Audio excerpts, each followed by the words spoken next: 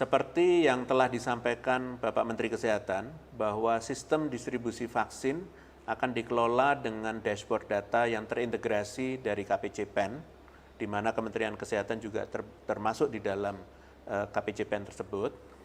Prioritas daerah penerima vaksin merupakan salah satu indikator yang dipakai dalam perencanaan vaksinasi.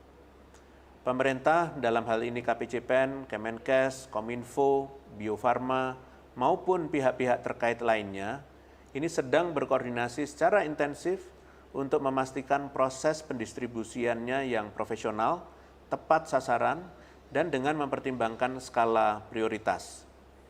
Informasi-informasi lain yang lebih teknis seperti porsi dan wilayah pembagian akan kami sampaikan kemudian setelah tahap-tahap perencanaan tersebut selesai dilakukan. Terima kasih. Ingat